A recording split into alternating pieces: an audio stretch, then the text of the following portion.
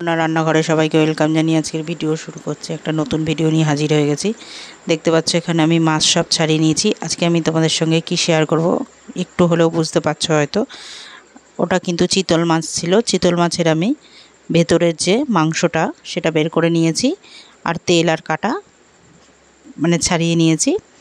এর মধ্যে আমি কাঁচা লঙ্কা, পেঁয়াজ কুচি, রসুন, আদার পেস্ট আর জিরের গুঁড়ো, ধনের গুঁড়ো, নুন, হলুদ,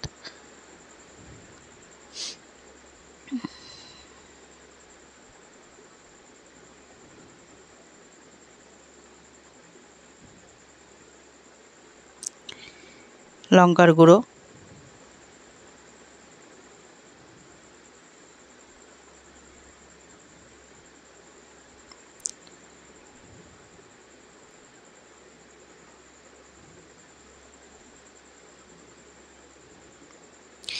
মাছটা ছাড়ানো তোমাদের সাথে আর শেয়ার করিনি, কারণ অনেকক্ষণ একটু সময় লাগছিল। এই যে দেখতে পাচ্ছ এখানে সেদ্ধ করা আলু আমি ম্যাশ করে নিয়েছিলাম, সেই আলুটা আমি দিয়ে দিলাম এর মধ্যে। তো আমার শরীরটা ভালো লাগছিল না ওটা ছাড়াতে, তো সেই কারণে আর সেটার ভিডিও করতে পারিনি।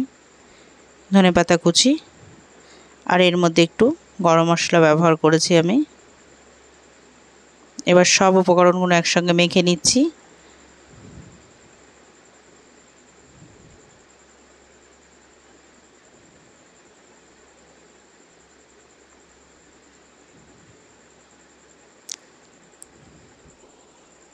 তাই ভিডিওটা কতটা বড় হয়ে গেছে।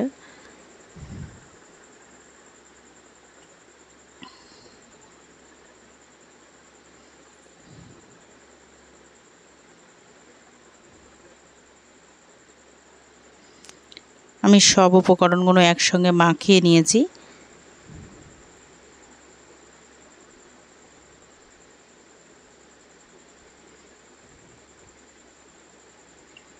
হাতের মধ্যে আমি একটু তেল দিয়ে নিয়েছি। এবার আমি এগুলোকে একটা মইঠা শেপে করব। মইঠা মানে সেটা তো তোমরা জানোই অনেকেই, ম্যাক্সিমাম এক মুঠোকে মইঠা বলে। তো সেটাই এক মুঠো করে নিয়ে আমি মইঠা তৈরি করছি আজকে, চিতল মাছের মইঠা।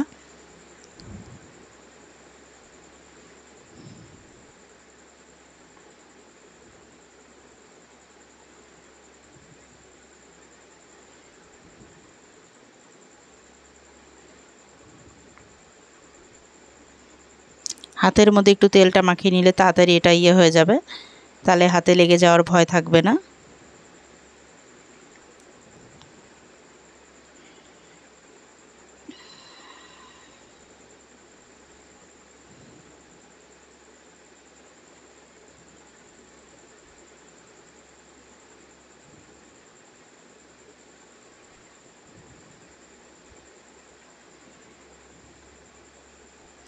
এখানে অনেকগুলো মইঠা হয়েছে, কারণ অনেকটা মাছই ছিল।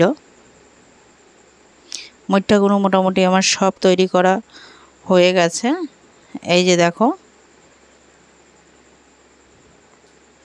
এবার আমি জলটা বসিয়ে দিয়েছি। জলটার মধ্যে আমি মইঠাগুলো একে একে ছেড়ে দেব। জলটা ফুটে যাওয়ার পর দিলে হবে না, তাহলে কি হবে, মইঠাগুলো খুলে যাবে। তো আগে দিতে হবে। আর দেওয়ার পর কোন পর্যায়ে আমি নামাবো সেটাও দেখিয়ে দেবো তোমাদের সাথে। বেশি ফুটালে মইঠাগুলো তাহলে রান্না করার আগেই এখানেই রান্না হয়ে যাবে, মানে জলের মধ্যেই ঘ্যাট হয়ে যাবে। তো একটু সাবধানে কাজটা করতে হবে। এখানে দেখতে পাচ্ছ অনেকগুলোই কিন্তু মইঠা হয়েছে। তো এবার এগুলো আমি কিন্তু জলে বসিয়ে দিয়েছি। এবার এগুলো একটু সেদ্ধ হয়ে যাক, ততক্ষণ আমি এই মইঠা রান্না করার অন্যান্য মশলাগুলো রেডি করে নিই।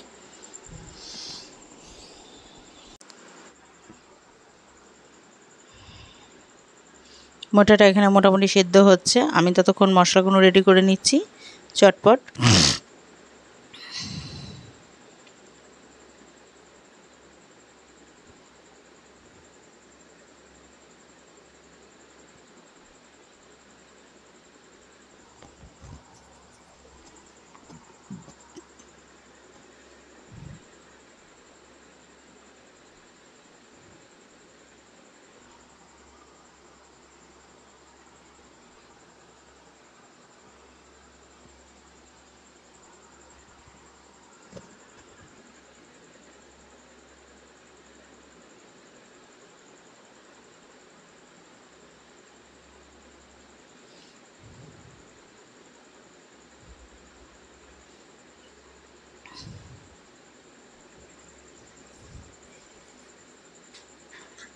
এই যে দেখো জলের কালারটা কিন্তু অন্যরকম হয়ে যাচ্ছে, তো বুড়বুড়ি আসা শুরু হয়ে গেছে।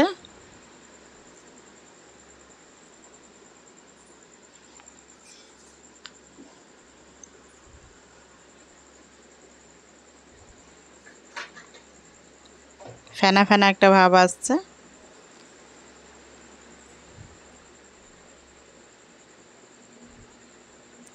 এই যে দেখো মশলা আমি একটু ভাজা মশলা কিছু রেডি করব। আমি গ্যাস ধরিয়ে ফ্রাই প্যান বসিয়ে দিয়েছি। এর মধ্যে গোটা জিরে, ধনে ভালো করে আর তেজপাতা দুটো দিয়ে, আর এর মধ্যে গোলমরিচ দিয়েছি, গোটা গোলমরিচ দিয়ে এবার আমি মশলাটা রেডি করে নিচ্ছি।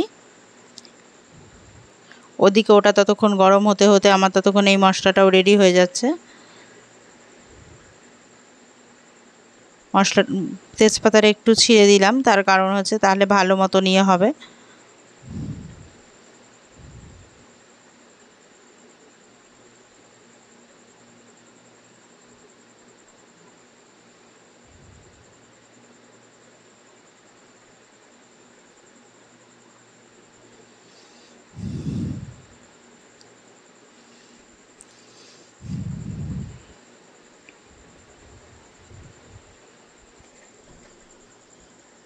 ওদিকে আমার মইঠাটা হচ্ছে।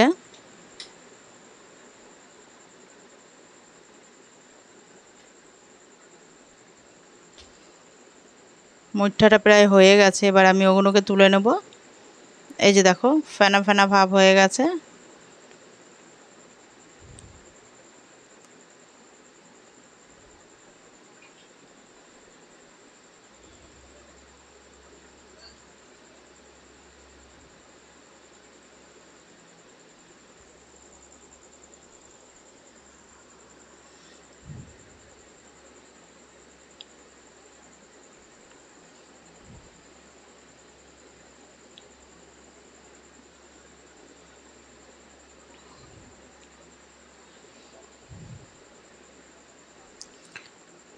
আমার ওই মশলাটা হয়ে গেছে গরম করা, ওটাকে আমি ফ্রাই প্যানটাকে নামিয়ে রেখেছি।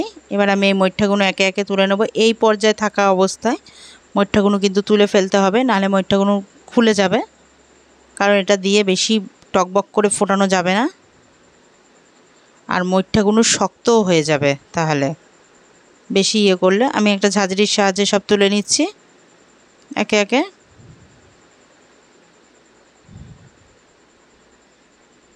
আমি এবার এই জলটা ফেলে কড়াইটা পরিষ্কার করে নেব। দেখে নিলাম আর আছে নাকি। চলে এসেছি মূল রান্নায়। এই যে দেখতে পাচ্ছ তেল বসিয়ে আমি তেলের মধ্যে একে একে মইঠাগুলো সব ছেড়ে দিচ্ছি। তেল আমার ভালোভাবে গরম হয়ে গেছে, সেই পর্যায়ে রেখে আমি মইঠাগুলো ছেড়ে দিলাম। এখন কিন্তু আঁচটা বাড়ানোই আছে। এবার একটু মিডিয়ামে করে নেব আঁচটাকে, নালে মইঠাগুলো ভেতর অবধি ভালো করে সিদ্ধ হবে না, মানে একটা কাঁচা কাঁচা ভাব থেকে যাবে। একটু উল্টে পাল্টে দিচ্ছি। মইঠাটা মোটামুটি একটু লাল করে ভেজে নেব।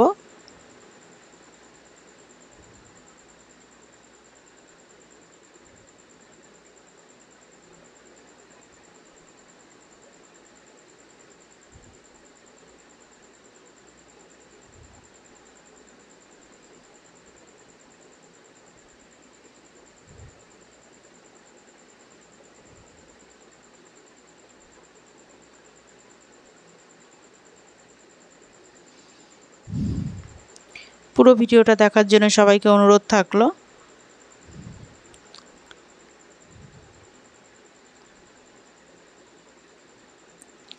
আশা করছি আজকের ভিডিওটা সবার ভালো লাগবে। আর চিতল মাছের মইঠাটা অনেকেরই পছন্দের একটা রেসিপি। আমরা বাঙালিরা মোটামুটি এটা অনেকেই ভালো খাই। চিতল মাছের মইঠা একটা ফেমাস রেসিপি। তো যাই হোক, এটা খুব ভালোই লাগবে খেতে সবার, আশা করছি।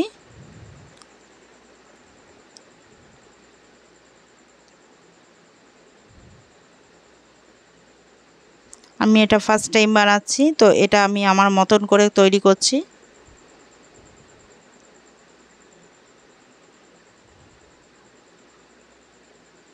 অনেকেরই এই রেসিপিটা খুব আবার প্রিয়।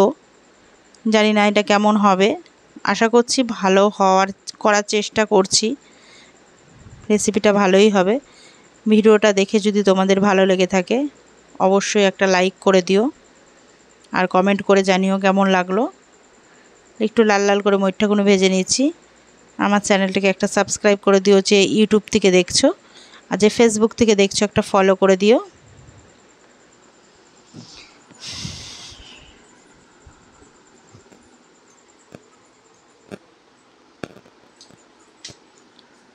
এই মরিচটাগুলো আমার সব ভাজা হয়ে গেছে, এগুলোকে আমি তুলে নিচ্ছি। নিয়ে পরেরগুলো দিয়েছি, দিয়ে আমার পরেরগুলোও ভাজা হয়ে গেছে। ওই কড়াইতে আরও কিছুটা তেল দিয়ে দিলাম। তেলটা একটু কালো কালো ভাব হয়ে গেছে, যেহেতু মরিচটাগুলো ভেজেছিলাম।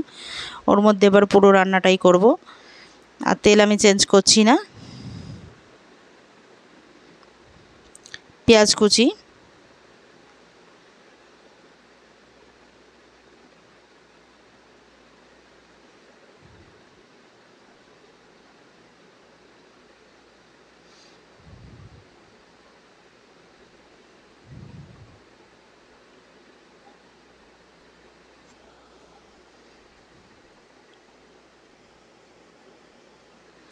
পেঁয়াজটা একটু ভালো করে ভেজে নেব।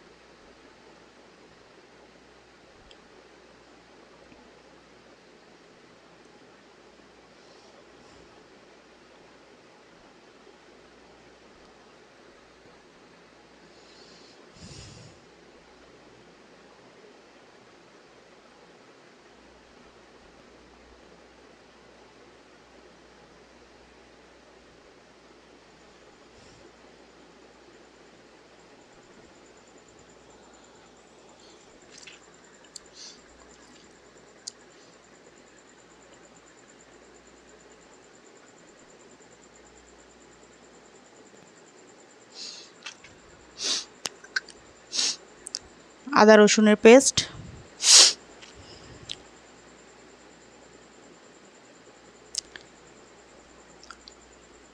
টমেটো পেস্ট,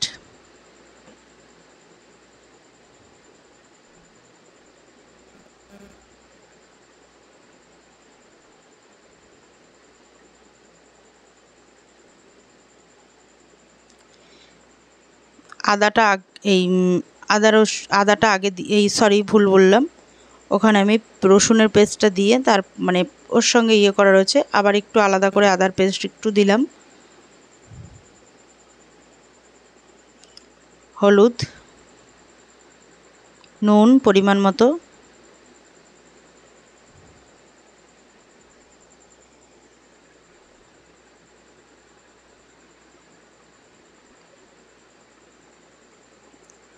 লঙ্কার গুঁড়ো,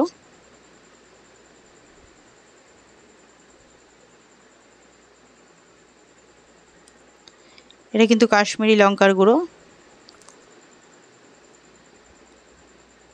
এই যে জল দিয়ে দিলাম। এবার ঝোলটা একটু ভালোভাবে হতে দেবো। কালারটা আসার জন্য আমি কাশ্মীরি লঙ্কার গুঁড়ো ব্যবহার করেছি। মরিচগুলো এবার আমি দিয়ে দিচ্ছি।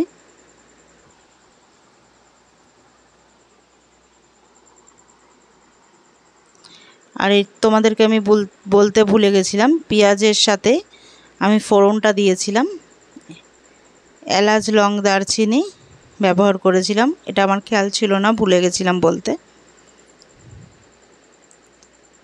এই যে ভাজা মশলাটা আমি রেডি করে রেখেছিলাম সেই মশলাটা আমি দিয়ে দিলাম।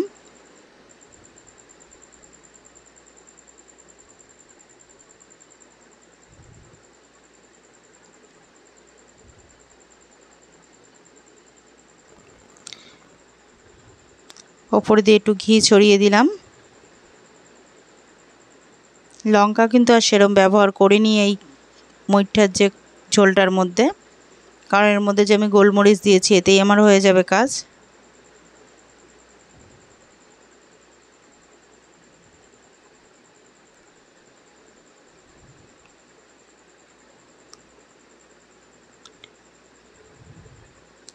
এর মধ্যে বেটে রাখা গরম মশলা আমি দিয়ে দিলাম।